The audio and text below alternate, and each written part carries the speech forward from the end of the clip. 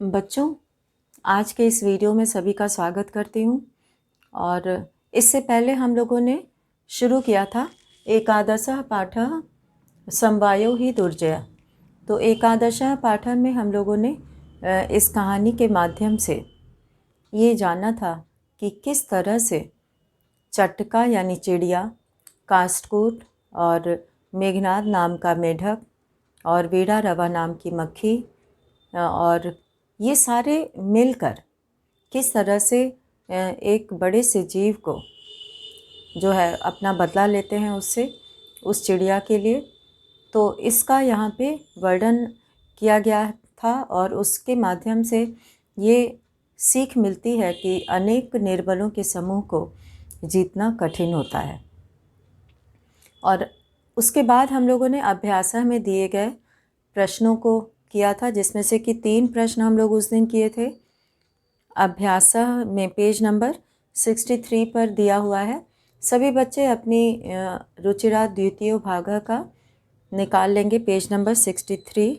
ये यहाँ तक हो गया था। 64 नंबर पेज से हम लोग दिए गए प्रश्नों को आज पूरा करेंगे और उसके बाद फिर अगले पाठ को शुरू करेंगे। तो इसमें दूसरा प्रश्न, पहला प्रश्न एक पदेन उत्तरत था, एक पद में उत्तर लिखो। और दूसरा प्रश्न था प्रश्न निर्माणम कुरुत, प्रश्न निर्माण करो। और तीसरा प्रश्न था रिक्त स्थानानि पूर्यत, खाली जगह भरो। और अब यहाँ पर हम लोग आज शुरू करते हैं चौथा प्रश्न। प्रश्नानाम उत्तराणि, प्रश्नों का उत्तर एक वाक्येन लिखत, एक वाक्य में लिखो। तो यहाँ पर पहला प्रश्न दिया है चटकायाः विलापम श्रुत्वा, चिड़िया का विलापम श्रुत्वा, विलाप सुनकर, उसका रोना सुनकर, काष्ठकूटः ताम किम अपृक्षत, काष्ठकूट उससे क्या पूछा।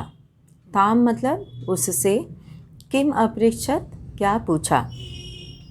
तो इसका उत्तर यहाँ से शुरू होगा कि चटकायाः विलापम श्रुत्वा, चिड़िया का विलाप सुनकर, काष्ठकूटः, काष्ठकूट, ताम अपृक्षत, काष्ठकूट उससे पूछता है कि भद्रे किमर्थम विलपसि, हे भली किस लिए रो रही हो।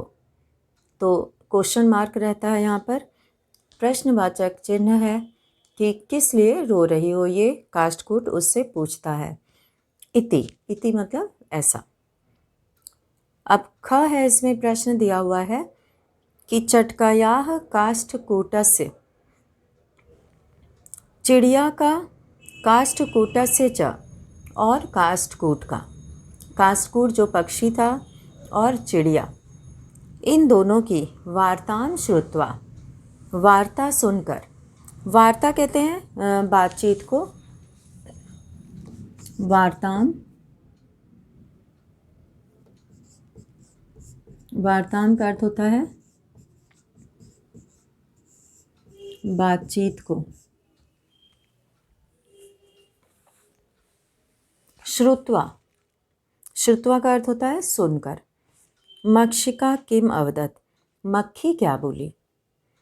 तो चटकायाः काष्ठकूटस्य च वार्तां श्रुत्वा, चिड़िया और काष्ठकूट की बातचीत को सुनकर मक्षिका अवदत, मक्खी बोली, ममापि मित्रम, मेरा भी मित्र, मंडूकः मेघनादः अस्ति, मेढक मेघनाद है, शीघ्रं तमुपेत्य यथोचितं करिष्यामि, शीघ्रं तमुपेत्य, शीघ्रम यानी जल्दी ही, तमुपेत्य उसके पास जाकर, यथोचितं करिष्यामः जैसा उचित होगा, करिष्यामः मतलब करेंगे।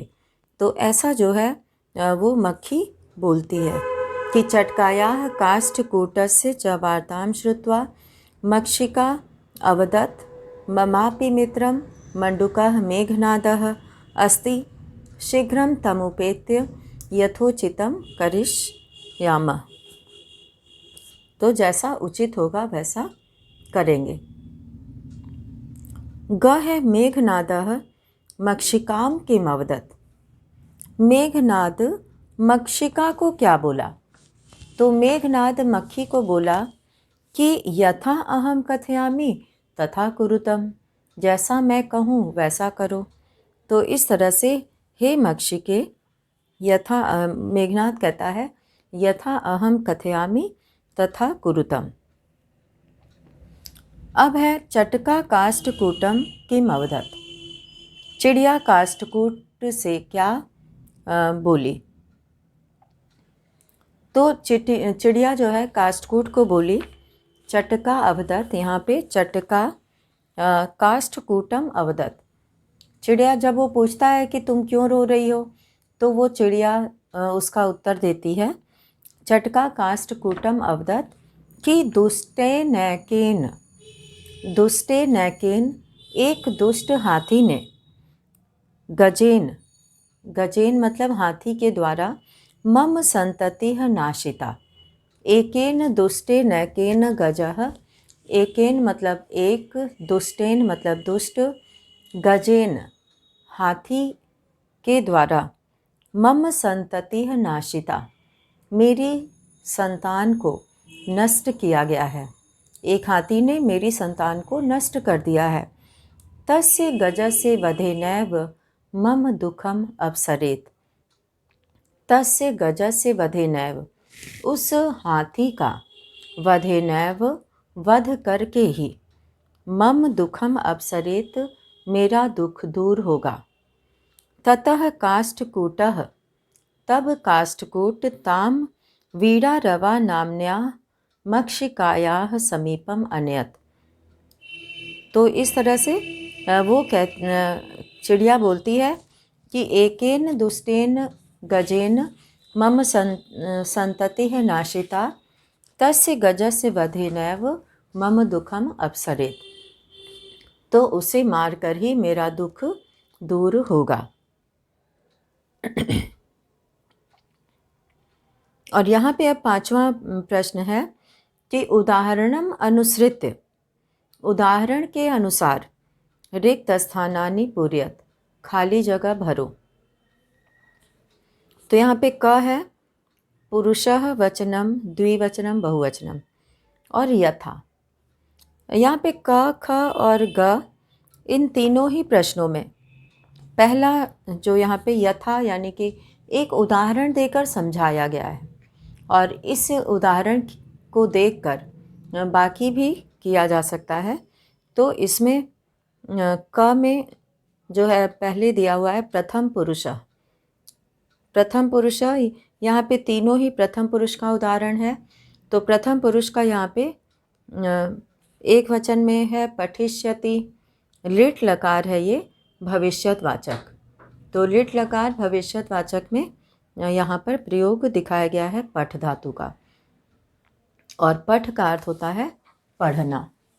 यहाँ पे पठ जो है मूल धातु है, और लकार लिट लकार है भविष्यतवाचक।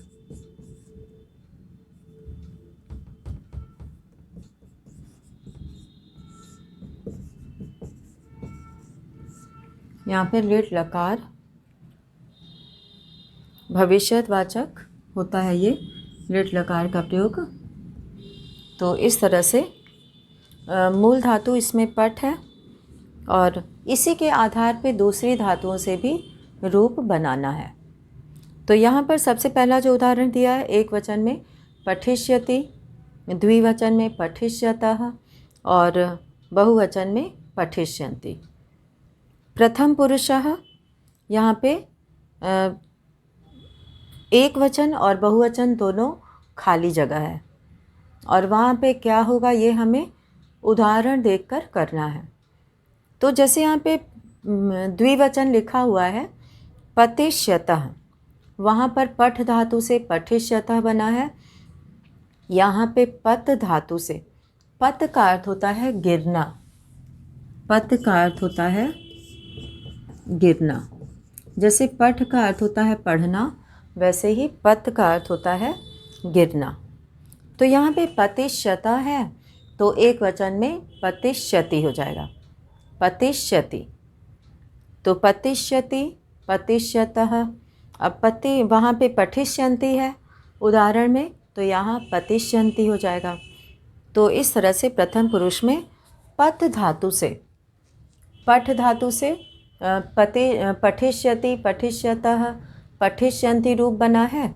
और यहाँ पर पत धातु से प्रथम पुरुष में पतिष्यति, पतिष्यतः, पतिष्यन्ति रूप बनेगा। तो अब यहाँ पे प्रथम पुरुष में मरिष्यति दिया हुआ है। मरिष्यति, यहाँ पे मरिष्यति, मरिष्यन्ति है तो मर जाएगा, मरिष्यन्ति मर जाएगा। मरिष्यतः और मरिष्यति, मरिष्यति एक वचन में बनेगा और द्विवचन में मरिष्यतः और बहुवचन में मरिष्यन्ति। और अब है यहाँ पे ख, इसमें मध्यम पुरुष का अभ्यास कराया गया है, जिसमें कि पहला उदाहरण है यथा उदाहरण, और उसके बाद फिर दो और शब्द, मूल शब्द का यहाँ पर खाली जगह देकर अभ्यास कार्य करने के लिए है ये। तो इसमें भी प्रथम पुरुष, यहाँ पे मध्यम पुरुष है, पहले क में प्रथम पुरुष था, ख में मध्यम पुरुष है और ग में उत्तम पुरुष है। तो यहाँ पे हम लोग देखेंगे मध्यम पुरुष में गम धातु है। गम धातु से गमिष्यसि, जाते हो, गमिष्यथ तुम दोनों जाते हो, और गमिष्यत तुम सब जाते हो। तो इस तरह से यहाँ पर गम धातु से मध्यम पुरुष का तीनों वचन का रूप बना है। और इसी के आधार पर हम लोग मध्यम पुरुष के दो धातु रूप से यहाँ पर पद, क्रियापद बनाएंगे लिट लकार का। तो यहाँ पे धाविष्यथः लिखा है, द्विवचन लिखा है, हम लोग को एक वचन और बहुवचन खोजना है। तो धाविष्यथः है और यहाँ पे गमिष्यसि था, तो धाव से धाविष्यसि, धाविष्यसि हो जाएगा। और गमिष्यत है बहुवचन में, तो धाव से धाविष्यत। तो इस तरह से धाविष्यसि, धाविष्यथः, धाविष्यत। और अब मध्यम पुरुष में क्रीड धातु है। क्रीड धातु से यहाँ पर बहुवचन का केवल रूप दिया है क्रीडिष्यत। तो यहाँ पे हम लोग को एक वचन और द्विवचन का रूप बनाना है क्रियापद। तो क्रीड से क्रीडिष्यसि, क्रीडिष्यथः, और बहुवचन का दिया हुआ है क्रीडिष्यत। तो इस तरह से ये रूप यहाँ पर बना। और अब है ग। ग में यहाँ पर उत्तम पुरुष का अभ्यास है, उत्तम पुरुष का प्रश्न पूछा गया है। तो यहाँ पर खाली जगह है और एक शब्द लिखा हुआ है, बाकी दो उदाहरण देखकर करना है। तो यहाँ पे लिख धातु है। लिख धातु से लिट लकार में क्रियापद बनाना है। तो उदाहरण में जैसे लेखिष्यामि, लिख का ए हो जाता है यहाँ पर, लेखिष्यामि, लेखिष्यावः, लेखिष्यामः। उत्तम पुरुषः, अब यहाँ पे हसिष्यावः, हसिष्यावः, तो यहाँ पे हसिष्यावः बना हुआ है। तो एक वचन में हसिष्यामि, हसिष्यावः, हसिष्यामः, यहाँ पर हसिष्यामः हो जाएगा। और उत्तम पुरुष में दृश धातु से लिट लकार में रूप बनता है द्रक्ष्यामि, द्रक्ष्यावः, द्रक्ष्यामः। यानी कि द्रक्ष्यामि, अहम द्रक्ष्यामि, मैं देखूँगा, आवाम द्रक्ष्यावः, हम दोनों देखेंगे, वयम द्रक्ष्यामः, हम सब देखेंगे। तो इस तरह से यहाँ पर उदाहरण के माध्यम से लिट लकार के कुछ मूल धातुओं से क्रियापद बनाना सिखाया गया कि किस तरह से हम उसको बदल के कई क्रियापदों का रूप बना सकते हैं। मूल धातुओं से हम रूप बना सकते हैं। और अब हम लोग आगे बढ़ते हैं प्रश्न 6 पर। और प्रश्न 6 जो है यहाँ पे दिया हुआ है उदाहरणानुसारम, उदाहरण अनुसारम, उदाहरण के अनुसार स्म शब्दम योजयित्वा, स्म शब्दम स्म शब्द को योजयित्वा जोड़कर भूतकालिक क्रियाम रचयत। भूतकालिक क्रिया रचयत मतलब बनाओ। इसमें भूतकालिक क्रिया बनाने के लिए स्म शब्द जोड़ा जाता है। तो यहाँ पे यथा, यथा का अर्थ होता है जैसे। बार बार ये बताया जाता है कि यथा कहते हैं जैसे, हम लोग जो उदाहरण देते हैं। तो यहाँ भी उदाहरण देकर बाकी अपने से करने के लिए यहाँ पर अभ्यास के लिए दिया गया है। तो यथा जैसे कि अवसत, अवसत, तो यहाँ पे वसति स्म। अवसत जो है वो लंग लकार का रूप है। तो यहाँ पे वसति वर्तमान काल का एक वचन का रूप है लट लकार का। तो वर्तमान काल अर्थात लट लकार के क्रियापद में स्म लगा देने से वह भूतकाल का क्रियापद बन जाता है। जैसे यहाँ पे वसत वसति है, तो वसति में स्म लगा देने से वह अवसत बन जाता है। वसति स्म वो अतीत काल का रूप बन जाता है। तो यहाँ पे वसति लट लकार प्रथम पुरुष है, तो इसलिए यहाँ पर स्म लगा देने से वसति स्म रूप बन जाता है और ये भूतकाल का अर्थ देता है। और अब है अपठत। अपठत यानी कि सह अपठत, वह पढ़ा। तो यहाँ पे पठति स्म, वर्तमान काल में लट लकार में पठति होता है, तो पठति में स्म लगा देने से पठति स्म हो जाता है। अत्रोटयत, अत्रोटयत त्रोटयति स्म। अपतत पतति स्म। अपृच्छत पृच्छति स्म। अवदत वदति स्म। वदति वदतः वदन्ति होता है लट लकार में, तो यहाँ पे वदति में लगाएंगे स्म तो वदति स्म बनेगा। और यही द्विवचन में वदतः स्म बन जाएगा, बहुवचन में वदन्ति स्म बन जाएगा। और अनयत का नयति स्म। तो यहाँ पे नी धातु का अर्थ होता है ले जाना। और अब है सातवां प्रश्न। और सातवें प्रश्न में यहाँ पर ये कहा गया है कि कोष्ठकात् उचितम पदम चित्वा, कोष्ठक से उचित पद चुनकर रिक्त स्थानानि पूर्यत, खाली जगह भरो।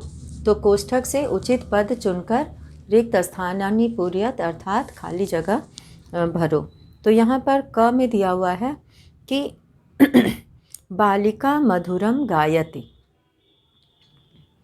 बालिका लड़की मधुरम गायति मीठा गाती है, मधुर गाती है। तो यहाँ पे बालिका गाना गा रही है और इसमें विकल्प दिया है एकम, एका और एक। तो इससे इस पाठ में ये बताया गया था कि 1 से 4 की संख्या तीनों लिंगों में अलग अलग होती है। तो यहाँ पर स्त्रीलिंग में एक को एका कहते हैं, पुल्लिंग में एक को एकः कहते हैं और नपुंसक लिंग में एक को एकम कहते हैं। तो इस तरह से यहाँ पे बालिका स्त्रीलिंग है तो हम लोग एका को चुनेंगे, एका बालिका मधुरम गायति। अब इसी तरह से हम लोग ख वाले में देखते हैं कि शुरू में खाली जगह है जहाँ पे संख्यावाचक शब्द लिखना है। कृषकाः कृषि कर्माणि कुर्वन्ति। कृषकाः यानी किसान, बहुवचन है किसान, कृषि कर्माणि कृषि का कार्य, खेती का काम, कुर्वन्ति कर रहे हैं या करते हैं या कर रहे हैं, दोनों के लिए इसी का प्रयोग होता है। तो यहाँ पे चत्वारः, चतस्रः, चत्वारि, तो यहाँ पे पुल्लिंग होने से चत्वारः का प्रयोग करेंगे। तो चत्वारः कृषकाः कृषि कर्माणि कुर्वन्ति। और ग है पत्राणि सुंदराणि सन्ति। यहाँ पर पत्राणि पत्ते, सुंदराणि सन्ति सुंदर हैं, ते ताः तानि। तो यहाँ पे पत्र शब्द जो है वो नपुंसक लिंग है और नपुंसक लिंग होने से और इसमें जो है ते ताह तानी, इसमें से किसी एक को चुनना है। तो यहाँ पे तानी को चुनेंगे क्योंकि ते जो है वो बहुवचन में पुल्लिंग में आता है, सह तौ ते पुल्लिंग में आता है, और ता जो है वो स्त्रीलिंग में आता है, और यहाँ पत्र शब्द नपुंसक लिंग है, तो इसमें तानी का प्रयोग करेंगे। तत् ते तानी नपुंसक लिंग में होता है। वह वे सब। तो तानी पत्राणि सुंदराणि संति, वे सब पत्ते सुंदर हैं। अब यहाँ पे हम लोग घ वाला करेंगे। धेनवः दुग्धम ददाति ददति ददंती, यहाँ पे ददति हो जाएगा। धेनवः दुग्धम ददति, गाय दूध देती है। और अंग है वयम संस्कृतम अपठाम, हम लोग संस्कृत पढ़ें। अपठम, अपठन और अपठाम, तो ये वयम जो है वो उत्तम पुरुष बहुवचन है, जहाँ पे कि अपठम, अपठाव, अपठाम, अपठाम रूप जो है वो बहुवचन में आता है। तो वयम संस्कृतम अपठाम, हम लोग संस्कृत पढ़े। तो इस तरह से इस पाठ में हम लोगों ने व्याकरण पर आधारित धातु रूप से संबंधित शब्दों के बारे में जाना और उसका जो है अभ्यास किया, किस तरह से मूल धातुओं से रूप बनता है। और अभी थोड़ा समय है तो हम लोग नया दूसरा आगे का चैप्टर शुरू करते हैं, क्योंकि यहाँ पर द्वादशः पाठः जो है हम लोग को नहीं पढ़ना है इस बार, तो इसमें विद्या धनम दिया हुआ है तो ये नहीं पढ़ना है। तो त्रयोदशः पाठः हम लोग पढ़ेंगे अमृतम संस्कृतम। तो अमृतम संस्कृतम यहाँ पे त्रयोदशः पाठः है, इसके बारे में हम लोग थोड़ी सी जानकारी लेंगे, फिर से इसके बारे में जानेंगे। तो शुरू करते हैं द्वादशः के बाद का पाठ, त्रयोदशः पाठः।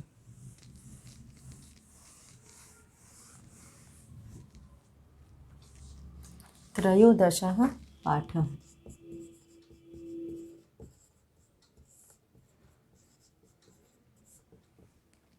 अमृतम संस्कृतम।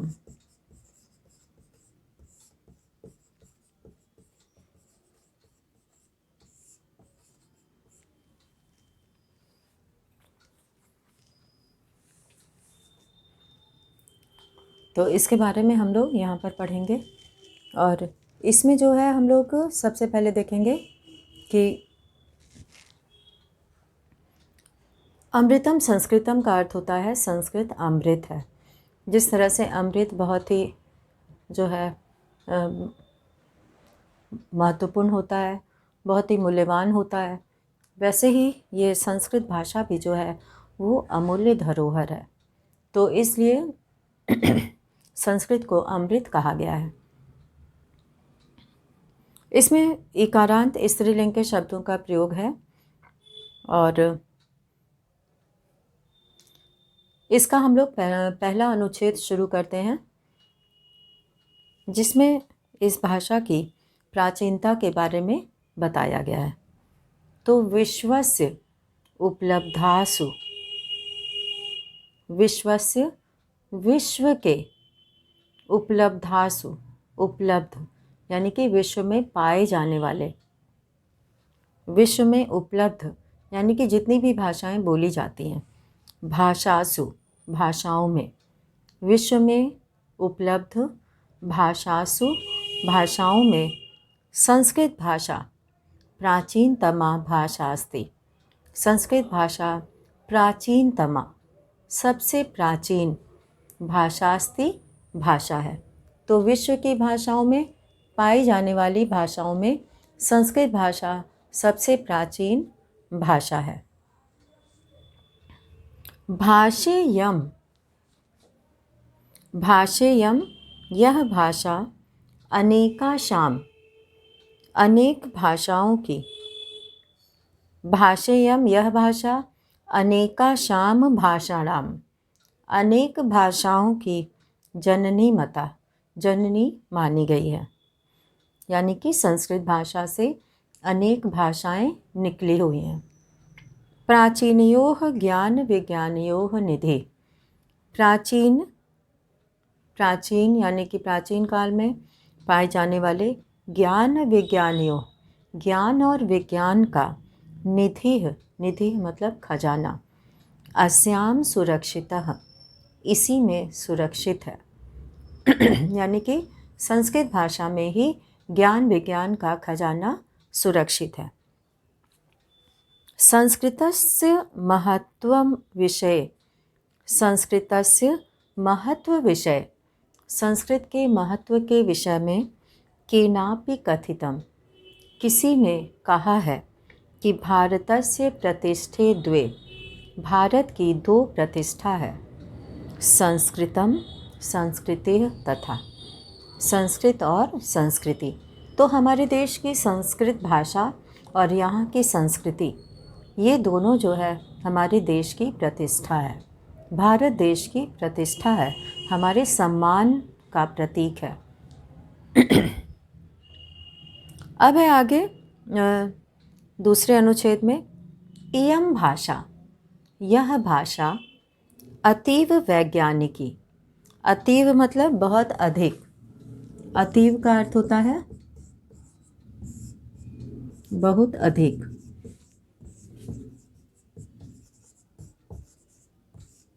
वैज्ञानिकी का मतलब होता है वैज्ञानिक है, यानी कि ये भाषा जो है वो वैज्ञानिक भाषा है, कंप्यूटर के लिए सबसे उत्तम भाषा मानी गई है।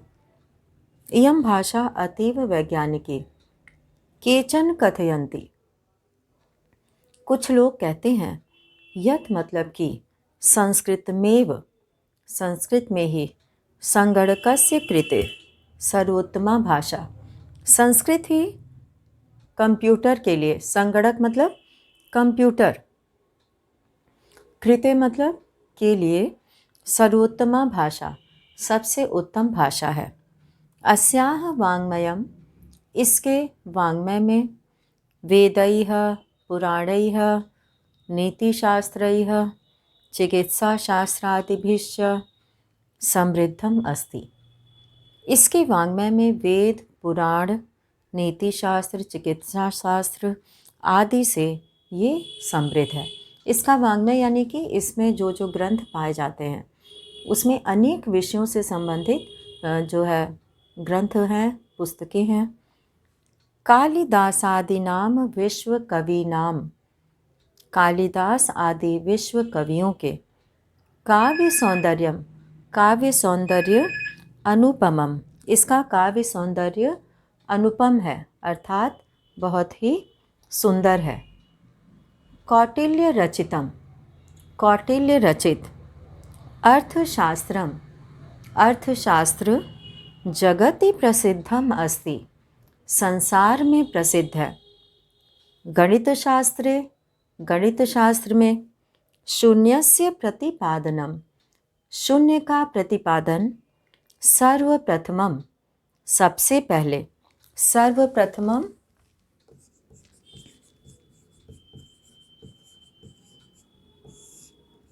सबसे पहले,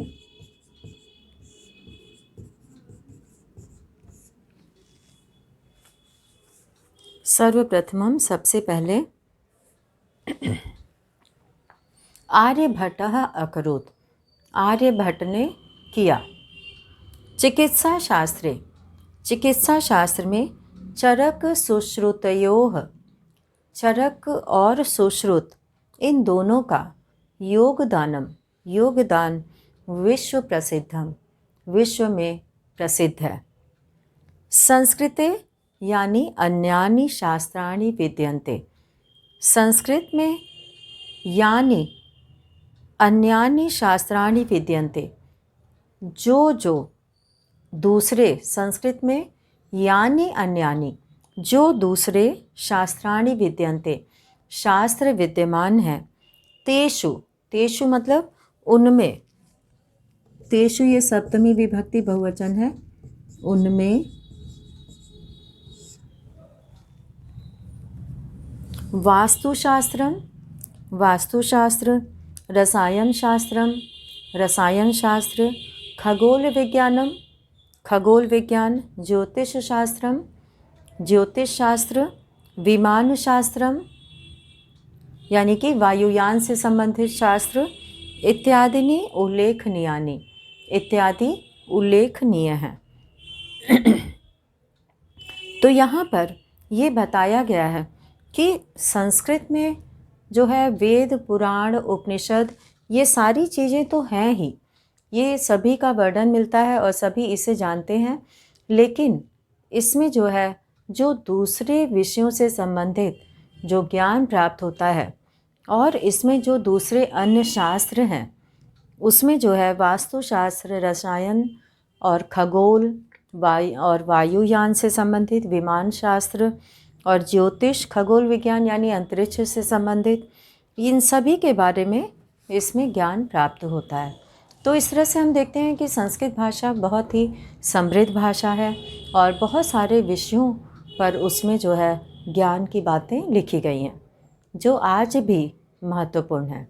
तो इसी के साथ ही आज का ये वीडियो यहीं पे समाप्त करते हैं। धन्यवाद।